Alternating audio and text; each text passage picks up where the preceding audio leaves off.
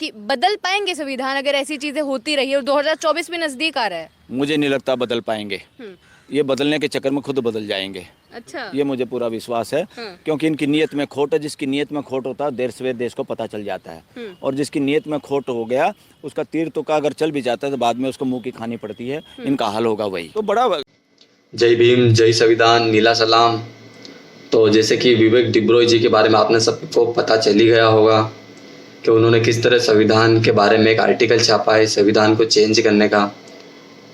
तो हमें सबको पता है कि हमने भारत के संविधान को ऐसे दिन अपनाया था जिस दिन हमारे भारत के सैकड़ों शहीद हुए थे और उस दिन हमने हमारा संविधान अपनाया था। जो हमारा संविधान समानता की बात, स्वतंत्रता की बात, सभी भारतीयों को सम्मान और अधिकार दिलाने की बात, वह संविधान हमें बताता है कि हम सबसे पहले एक भारतीय हैं और सबसे अंत में भी एक भारतीय हैं। तो विवेक डिब्रोय के द्वारा एक टिप्पणी की गई है, एक आर्टिकल आया है। यह किसी बाबा या किसी धर्म के ठेकेदार या मनुवादी के द्वारा अभी तक बहुत बार ऐसा हुआ है, तो हमें उनसे कोई ऐसा डरने वाली बात नहीं थी, कुछ भी नहीं था। ऐसे तो बहुत सारे बोलते रहते हैं, कहते रहते हैं, तो ठीक है, तो इसे हर बार की तरह इग्नोर कर देते थे। पर यह हमारे जो ये विवेक डिब्रोय जी है, ये हमारे मोदी, प्रधानमंत्री मोदी के एक अधिकार सलाहकार परिषद के अध्यक्ष विवेक डिब्रोय जी की ओर से लिखा गया है। तो जैसे कि संविधान के बारे में ऐसा कुछ भी बोलना कानूनन जुर्म है, तो ये जब तक हमारा कोई भी इसको जो हम प्रधानमंत्री है, जो और राजा है, वो इसकी अनुमति नहीं देता, जब तक ऐसा कुछ नहीं होता है, जब तक वो हरी झंडी नहीं दिखाएगा, जब तक इसके बारे में ऐसा कोई भी नहीं बोल सकता है। नाम है एडवोकेट बलराम सिंह मलिक जी। इनको संविधान के लीगल और अनलीगल चीज़ों के बारे में सारी चीज़ें पता है कि कौन सी क्या है और इनके नियम क्या है, कानून क्या है।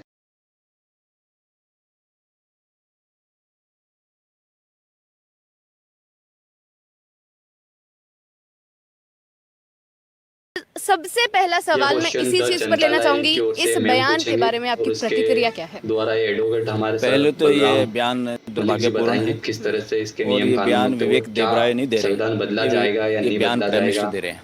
अच्छा। ये प्राइम मिनिस्टर आरएसएस दे रही है। क्या होगा संविधान इस देश किस में तरह से बदलने बिना का प्राइम नियम मिनिस्टर की हरी कानून है, झंडी के सारी कोई बातें बयान ही नहीं मैडम दे सकता, बोल ही नहीं पूछेगी और सर सकता। इसके जवाब इतना बिल्कुल बोलने पे इतना पैरा है और बोलने पे बड़ी पाबंदी है इस देश के अंदर। राइट टू एक्सप्रेशन लोगों का लगभग ख़त्म हो गया था। ये तो शुक्र है कुछ अब अपोजिशन में यूनिटी कुछ हुई है और लोगों का भय निकल गया है ईडी और इनकम टैक्स वगैरह से कि इनको जो बदनाम करना है वो करता रहें, कोई बात नहीं।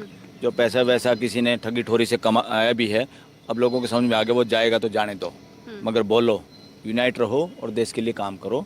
और ये बयान दुर्भाग्यपूर्ण है, ये नॉनसेंस है, बल्कि मैं इसको कहूँगा ये कोई समझदारी का बयान नहीं है। क्योंकि अभी तक तो जो लोग कह रहे हैं कि संविधान बदलने की जरूरत है देश में, वो संविधान को समझते नहीं। संविधान किस बला का नाम है? संविधान का हिंदी में अगर आप इसको सिंपल भाषा में संधि विच्छेद करेंगे, इसका मतलब है संपूर्णता के अर्थ में विधान। संपूर्णता क्या?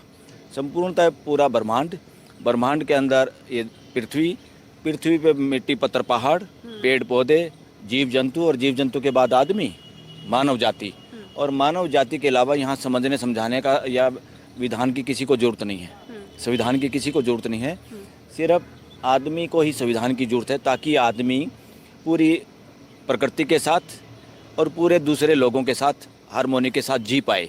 उसका नाम है संविधान। संविधान एक तरह के नियम कानून कायदों का नाम है, ताकि आदमी मानवीयता के साथ जी पाए, उसको कहते हैं संविधान।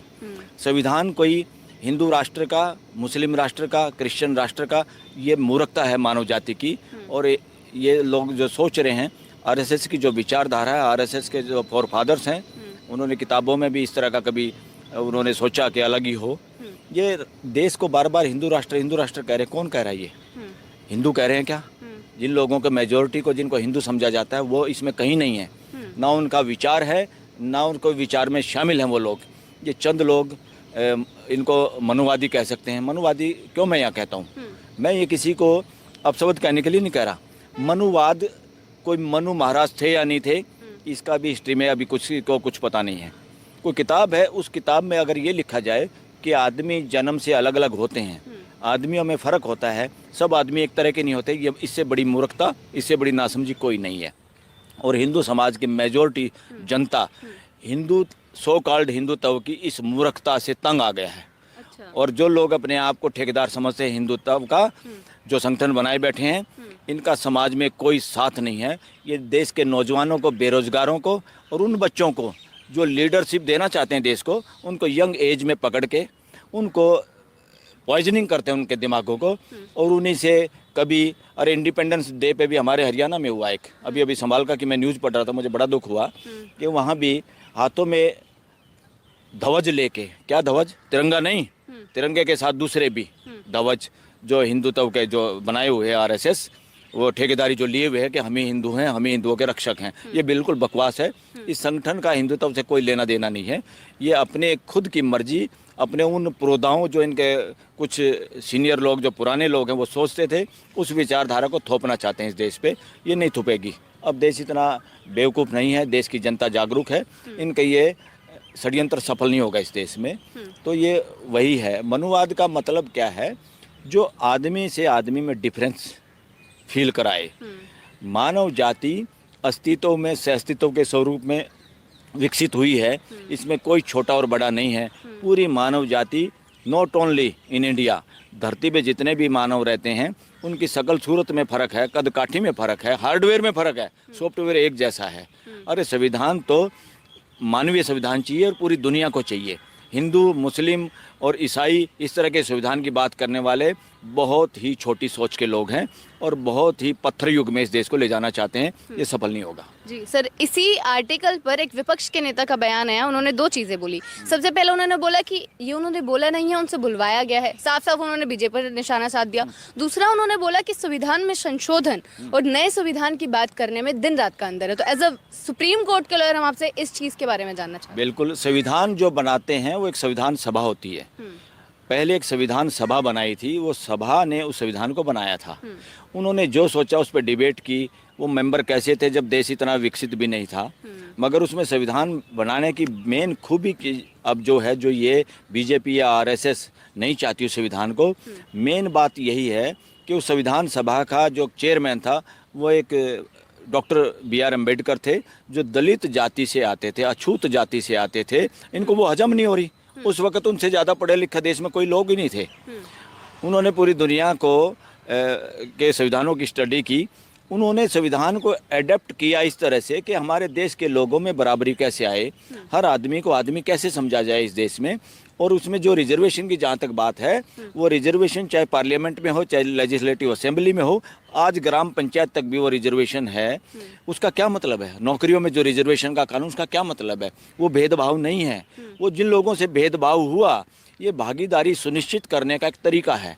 अब देखिए, जिस ऑफिस में या जो लोग आपके परिचित होंगे या आपकी भाषा वाले होंगे या आपकी समाज बिरादरी से होंगे, उन लोगों के साथ आप जल्दी एफिनिटी, अपनापन फील करते हैं, उनका अप्रोच कर सकते हैं। इस देश में सरकारी कर्मचारी क्या इस देश के 130 करोड़ लोगों को सबको बराबर का इंसान समझता है क्या? नहीं समझ रहा। ये समझते तो लोगों को रिजर्वेशन नहीं चाहिए। अगर एक MP अपने हलके के सभी लोगों को अपने जैसा समझे और समान ट्रीट करे, फिर रिजर्वेशन पार्लियामेंट में और लेजिस्लेटिव असेंबली में नहीं चाहिए। ये तब तक है जब तक इस देश का एक इंसान दूसरे 130 करोड़ लोगों को अपने जैसा समझे, अपने से किसी भी सूरत में अलग ना समझे, उसका शोषण करने की ना सोचे, उनको सबको अपना भाई बहन सोच के एक परिवार की भांति सोच पाए। संविधान का मकसद ये है, रिजर्वेशन का मकसद असली ये है। ये कोई नौकरी वोकरी नहीं है, ये भागीदारी है। इस देश की व्यवस्था कौन चलाता है? IAS, IPS, कर्मचारी, कॉलेजों में, यूनिवर्सिटी में वाइस चांसलर, प्रोफेसर, कौन लोग हैं वो पूरे समाज के लोग नहीं हैं उनमें।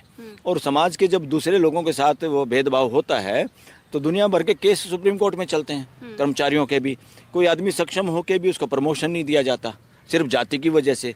किसी आदमी को नौकरी और इंटरव्यू में इसलिए नंबर नहीं दिए जाते, कोई विशेष जाति से आते हैं। तो बड़ा बलंडर है इस देश में। अभी काम तो वो करना था, संविधान जो बना हुआ उसको पूरी तरह लागू करना था। ये आ गए नया संविधान वाली बात करने।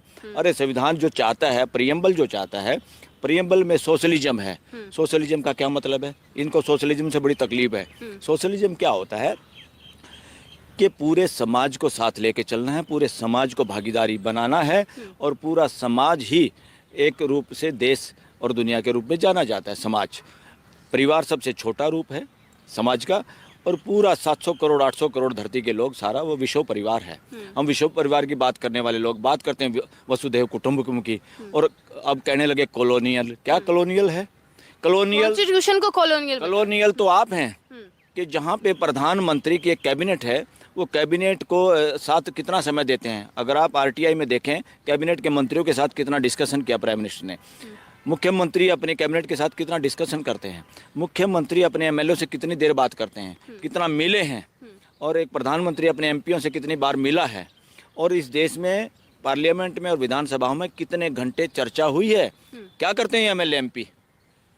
विधान वहाँ तो क्या होता है कि फटाफट कोई वॉकआउट कर जाए, हम फटाफट कानून पास कर लें। ये तो इनका हाल है। पहले पार्टियों ने भी ऐसा किया, ये उनसे भी आगे निकल गए मौजूदा सरकार। इसलिए इनको संविधान समझ में आता नहीं।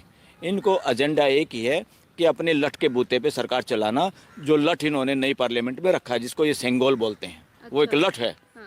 वो लठ ये है, उसमें किसकी है कि लठ धर्म के आधार पे। कौन है धर्म के ठेकेदार? कुछ लोगों को छोड़ के धर्म के ठेकेदार वो हैं। ये धर्म कुछ नहीं है, रिलीजन है, ये संप्रदाय हैं। धर्म पूरी मानव जाति को आत्मसात करता है। उसको 700 करोड़ का कोई डिफरेंस ही नहीं। धर्म के लिए 130 करोड़ में कोई डिफरेंस नहीं। चाहे वो कोई हिंदू कहे, अपने आप को मुसलमान कहे, ईसाई कहे, उससे कोई फर्क नहीं पड़ता। क्या माँ बाप के लिए अपने बच्चे, कोई अनपढ़ है, कोई पढ़ा लिखा है, कोई अंग्रेजी जानता, कोई शहर में रहता है, क्या उसके लिए फ़र्क है क्या अपने बच्चों में? सिर्फ ये संप्रदाय हैं। हिंदुइज्म आल्सो एक संप्रदाय है। संप्रदाय क्यों है? जब संप्रदाय दूसरों को अपने से अलग समझता है, वो संप्रदाय होते हैं सारे के सारे। धर्म होता है जो पूरी मानव जाति के लिए एक है, और वो है सबके साथ भाईचारा, परिवार वाला व्यवहार। इससे ऊपर उठना पड़ेगा सभी रिलीजन को। ये रिलीजन है, ये संप्रदाय हैं, ये धर्म कोई है ही नहीं। सर, लेकिन इस प्रकार की आवाज़ें या इस प्रकार के बयान संविधान को लेकर पहले भी काफ़ी आते रहे हैं, और बार बार जैसे अगर बीजेपी की तरफ से कुछ आता है तो ये भी किसी ने बोला कि किसी का व्यक्तिगत बयान बताकर वो लोग इस पर पल्ला झाड़ लेते कि वो उसका व्यक्तिगत बयान है, तो अब बीजेपी को और नहीं बोल सकते हैं इस चीज़ पर कि व्यक्तिगत बयान है, ये पल्ला झाड़ लेते हैं। यहाँ व्यक्तिगत बयान दे सकता है इतना बड़ा बयान? ये व्यक्तिगत बयान नहीं है, सोची समझी साजिश है। उसके तहत बुलवाया गया है कि इसको एक बार हवा में फैला देते हैं, देखते हैं लोग क्या रिएक्शन करते हैं और कितने लोग इस पर तैयार होते हैं। इनकी मेंटेलिटी है कि उसको हवा में छोड़ दो पहले, फिर उस पर चर्चा होगी, कोई बयान देंगे, फिर धीरे धीरे इस बात को लागू करेंगे। संविधान को बदलने की जरूरत नहीं, नीयत को बदलने की जरूरत है। संविधान को बदलने की जरूरत नहीं, नीयत में जो खोट है उसको बदलने की जरूरत है। अपने अभी तक तो ये जो लोग प्रोदा हैं बीजेपी और आरएसएस के, इनको मुझे नहीं लगता अभी तो इनको आदमी समझ में आया है। आदमी जिस दिन समझ में आ जाएगा, जिस तरह से समुद्र के पानी को एक बूंद को चखने से ही पता चल जाता नमकीन है पूरा पानी, एक आदमी अपने आप को भी समझ ले, उसको पता चल जाता है मेरे जैसे आदमी है। आदमी समझ में नहीं आया आरएसएस को, ना बीजेपी को। आदमी जिस दिन समझ में आ जाएगा, उस दिन तक ये हिंदुत्व का बैंड बजाना बंद कर देंगे। ये जो हिंदुत्व का उसको करके, अरे हिंदुत्व किसकी ठेकेदारी पे कर रहे हैं? आज एक वो हरियाणा में गिरफ्तार हुआ है, वो बिट्टू बजरंगी।